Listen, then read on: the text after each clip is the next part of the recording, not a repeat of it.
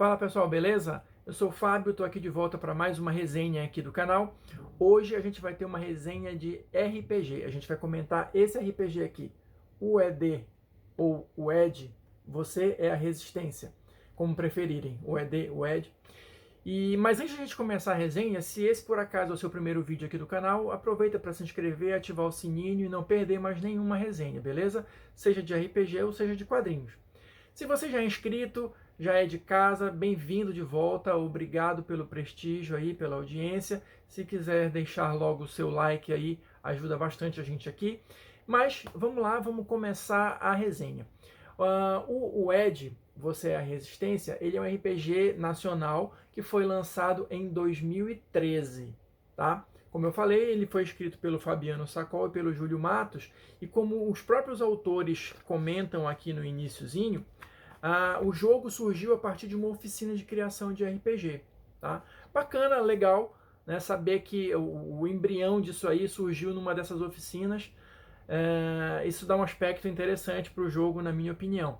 E eles desenvolveram um jogo bem bacana, com vários aspectos legais para a gente comentar aqui. E o primeiro deles é que, se você de repente assistir o vídeo e ficar curioso, quiser ler o RPG, conhecer melhor o sistema, o cenário, esse RPG está com um PDF gratuito. Sim, o jogo está disponível para download, o PDF, no site da Secular Games, tá? Pelo menos no momento que eu estou gravando esse vídeo está lá. Eu vou deixar o link na descrição para quem quiser depois fazer o download e ler com calma, beleza? Se você quiser adquirir o livro depois, aí sim, o livro é pago, mas enfim. Dá para conhecer o sistema de graça, e isso já é uma coisa muito interessante, muito legal da gente registrar aqui, beleza? Mas vamos lá, entrando um pouquinho no livro agora. Tá? Ele é um livro, falando um pouco da edição, tá? Ele é um livro que eu achei bem diagramado, de uma leitura bem legal, tá? Deixa eu tentar localizar aqui algumas. Olha, ele tem um visual bacana, né? Ele tem, deixa eu ver aqui, aproximadamente, vamos lá, 130 páginas, tá? Preto e branco, mas um papel bacana, capa cartonada, tá? Um livro de qualidade, se você quiser adquirir o livro físico, né? O PDF está lá gratuitamente. E o que a gente pode falar de legal do cenário do WED? Bom, segundo o universo criado aqui pelos autores, a Terra foi invadida por alienígenas, tá? É um jogo apocalíptico, ou pós-apocalíptico, melhor dizendo. Tá? A Terra foi invadida pelos alienígenas, por uma raça alienígena, né, da qual a gente não tem muita informação. Só que essa invasão aconteceu por volta do terceiro milênio. Tá? Então, no ano 3000 e alguma coisa, a Terra foi invadida por alienígenas. Mas, ao contrário do que a gente normalmente vê em filmes ou outros cenários e tal, não teve uma grande guerra, não teve. Os humanos não fizeram nada para irritar os alienígenas, né? Tipo assim, aí chegaram querendo fazer contato e a humanidade fez alguma besteira, como é bastante provável que aconteça, né? Não tem nada disso aqui. No WED, os alienígenas chegaram e simplesmente começaram a devastar tudo num ataque coordenado, tá? Com diversas naves que em determinado momento se posicionaram em locais estratégicos e emitiram um grande pulso eletromagnético. E isso aí arrasou com toda a tecnologia existente na época, o sistema de comunicação, internet, seja lá o que vocês querem imaginar que já existia no ano 3000, acabou. Né? Então, a humanidade foi quase que exterminada, né? Por conta dessa falta de tecnologia. A longo prazo isso, né? Claro. Então, a humanidade foi praticamente reduzida a insetos, baratas, vamos dizer assim, né? Então, algumas comunidades, como sempre, a humanidade resiste ali em sobreviver de alguma forma, etc e tal. E aos poucos, a gente foi começando a reerguer a humanidade, né? Por isso que eu digo que é um jogo pós-apocalíptico, né? A gente está aí num mundo novo, devastado e com um nível ah, razoavelmente baixo de tecnologia, mas eu vou chegar lá. O detalhe é que os sobreviventes, eles se organizaram, né, começaram a se organizar em comunidades isoladas, né, conhecidas como aglomerados. Tá? Lembrando que o jogo é de 2013, né, então nenhuma relação com pandemia, aglomerações, etc. e tal, enfim. E essas comunidades foram, de alguma maneira, recuperando a tecnologia, né? Até porque precisavam sobreviver. O mundo ficou congelado, né? São grandes desertos gelados, né? Tanto que essas comunidades, as que conseguiram sobreviver, geralmente são em cavernas ou em antigas bases militares subterrâneas, né? Que tinha ali algum resquício de tecnologia, de suporte de vida, alguma coisa assim. Então, essas comunidades foram conseguindo sobreviver, mas não existe comunicação entre elas. Comunicação por rádio não funciona, a internet não existe, até cabo, se passar por algum motivo, não funciona. E esse cenário, essa construção do cenário, ela é propositalmente deixada assim meio que vaga para que cada narrador, junto com seus jogadores, construa aí a sua própria hipótese do que aconteceu. Né? Ou isso pode ser um dos segredos a serem descobertos pelos jogadores, enfim. Né? Então o cenário ele é propositalmente deixado assim meio vago, para que quem está jogando, quem está vivendo o cenário, vá preenchendo essas lacunas, o que é muito legal também. Né? Você pode, a partir da descrição dada aqui por eles no livro, chegar às suas próprias conclusões ou usar suas próprias referências para preencher essas lacunas da maneira como você achar mais interessante, você e o seu grupo. Né? Então, quem são os jogadores? Qual o papel que os jogadores vão desempenhar aqui? Bom, como eu falei, as comunidades estão isoladas, né? O nível de tecnologia é suficiente para mantê-las vivas, né? E só adiantando um pouquinho, isso é um ponto muito importante do jogo, que é justamente essa questão do gerenciamento de recursos, né? Energia, comida, né? Isso são os bens mais preciosos para que a humanidade possa sobreviver. Então o jogo todo é voltado para isso, na obtenção, na utilização, né, e gerenciamento desses recursos. Né? Bom, mas vamos lá, a função dos jogadores. Como eu falei, a humanidade foi praticamente devastada, só que ela já está num ponto de começar a reerguer um arremedo de civilização. Então a gente já conseguiu algum nível tecnológico, reaprendendo algumas coisas, né? E tanto que os aglomerados, né? Eles têm um nível de suporte de vida. Por que como é que isso acontece? Os alienígenas, depois de explorar o nosso planeta, não se sabe se eles ainda estão aqui, né, ou se eles largaram tudo e foram embora, mas o fato é que os humanos conseguiram encontrar células de energia.